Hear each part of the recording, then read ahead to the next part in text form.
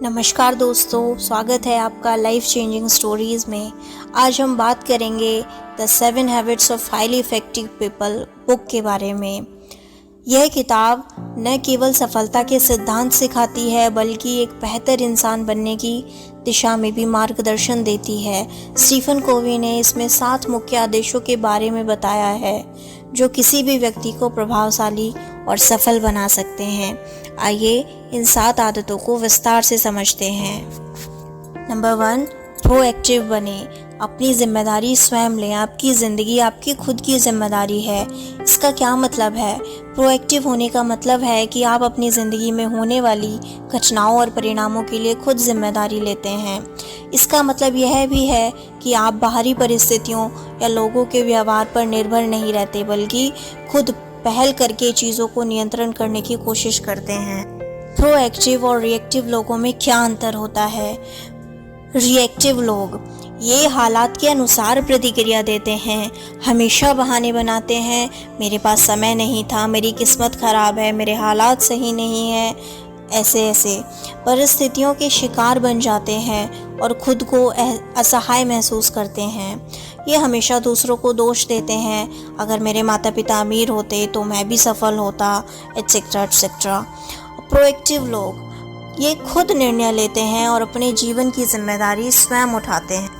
ये बहाने बनाने के बजाय समाधान ढूंढते हैं, परिस्थितियों को अपने नियंत्रण में लाने की कोशिश करते हैं, दूसरों को दोष न देकर अपने कार्यों पर स्वयं ध्यान देते हैं। प्रोएक्टिव बनने के लिए 3 महत्वपूर्ण बातें आइए जानते हैं। नंबर 1, प्रतिक्रिया करने के बजाय पहल करें। रिएक्टिव लोग सिर्फ परिस्थितियों पर प्रतिक्रिया देते हैं जबकि प्रोएक्टिव लोग पहले से ही सोचकर कदम उठाते हैं। समझते हैं कि एग्जाम्पल से, अगर आपको परीक्षा की तैयारी करनी है तो रिएक्टिव छात्र अंतिम समय में पढ़ाई करेंगे और कहेंगे कि समय ही कम था, मैं कैसे पढ़ाई करता, जबकि प्रोएक्टिव छात्र पहले से ही टाइम टेबल बनाकर पढ़ाई शुरू कर देते हैं। इसको कैसे अपनाएं? जब कोई समस्या आए तो सोचें, मैं इस स्थिति में क्या कर सकता हूँ। इंतज़ार करने की बजाय खुद से कुछ पहल करें। नंबर 2, बहाने बनाने की बजाय जिम्मेदारी लें। प्रोएक्टिव लोग किसी भी स्थिति के लिए दूसरों को दोष नहीं देते, वो खुद अपनी कार्यों की जिम्मेदारी लेते हैं। एग्जाम्पल, अगर आपकी नौकरी छूट जाती है तो रिएक्टिव व्यक्ति कहेगा, बॉस ही बेकार था, ये कंपनी ही अच्छी नहीं थी यार, जबकि प्रोएक्टिव व्यक्ति सोचेगा, मुझे नई स्किल सीखनी चाहिए थी या मुझे नई जॉब के लिए अब क्या करना चाहिए, हो सकता है ये मेरे लिए एक अच्छी अपॉर्चुनिटी हो। इसको कैसे अपना सकते हैं? अपनी ज़िंदगी में ज़िम्मेदार बने। जब भी कोई समस्या आए तो बहाने बनाने की बजाय उसका समाधान खोजने की कोशिश करें। नंबर 3, अपने नियंत्रण वाली चीज़ों पर ध्यान दें। स्टीफन कोवी ने सर्कल ऑफ कंसर्न और सर्कल ऑफ इन्फ्लुएंस का जिक्र किया है। सर्कल ऑफ कंसर्न मतलब चिंता का दायरा।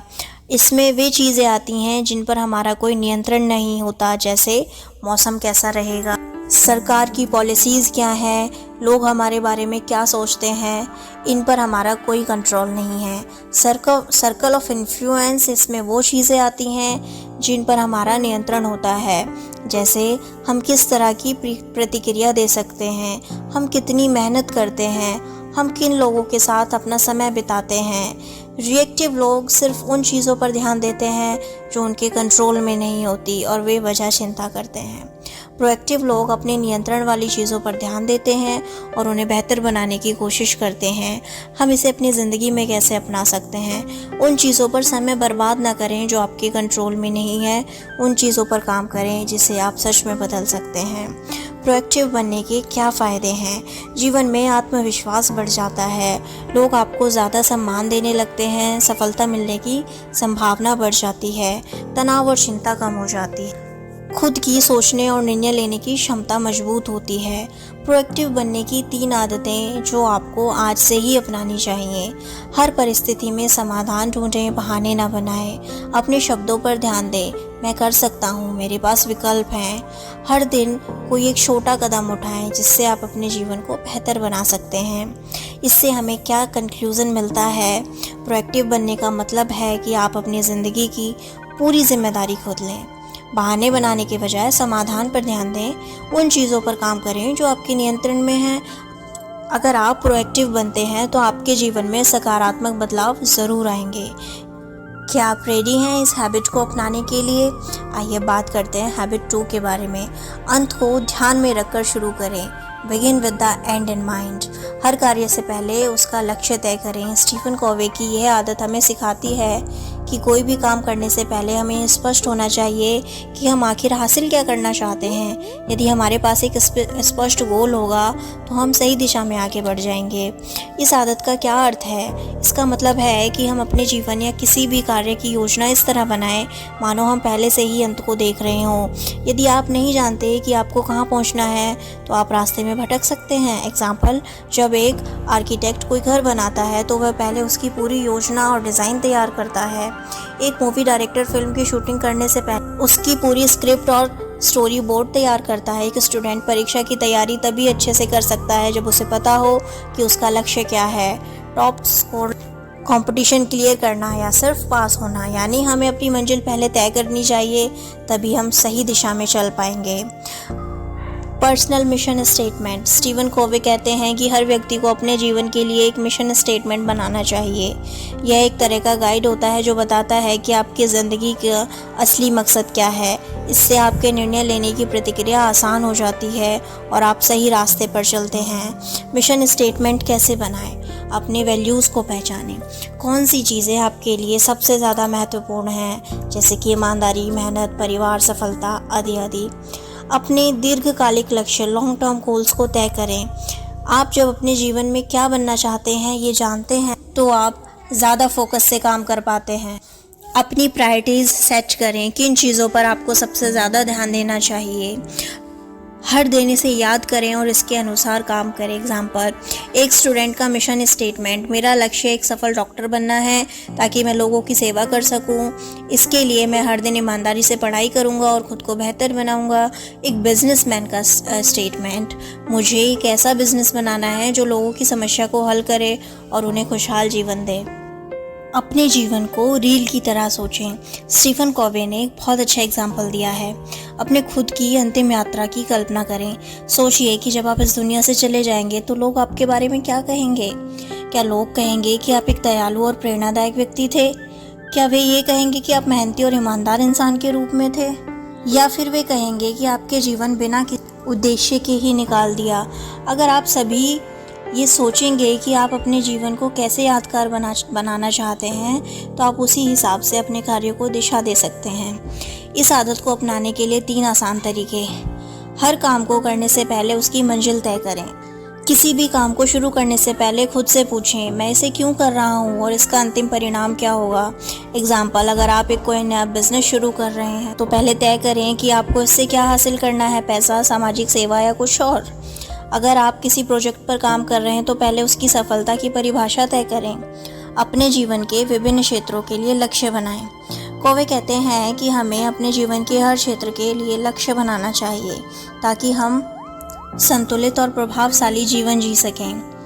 व्यक्तिगत जीवन, स्वास्थ्य और फिटनेस का लक्ष्य, जैसे मैं रोज़ 30 मिनट एक्सरसाइज करूँगा।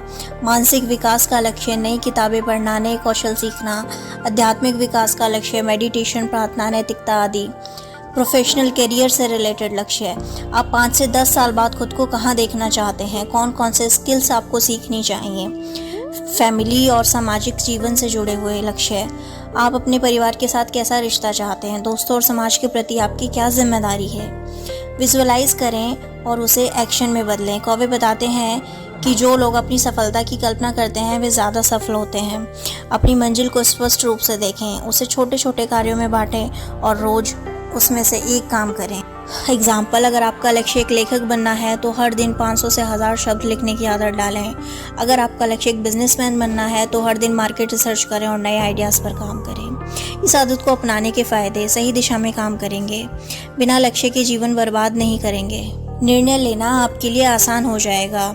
क्या यह काम मेरे जीवन के लक्ष्य से मेल खाता है या नहीं, ये सोचकर आप निर्णय ले पाएंगे। लोगों की बातों से प्रभावित नहीं होंगे।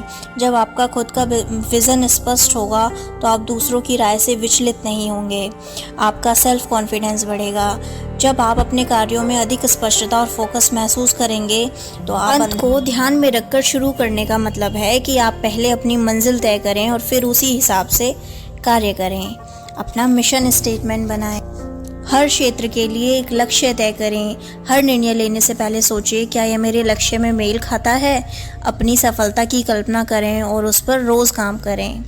अगर आप इस आदत को अपनाते हैं तो आप अपने जीवन को अधिक प्रभावशाली और उद्देश्यपूर्ण बना सकते हैं। अब बात करते हैं थर्ड हैबिट की।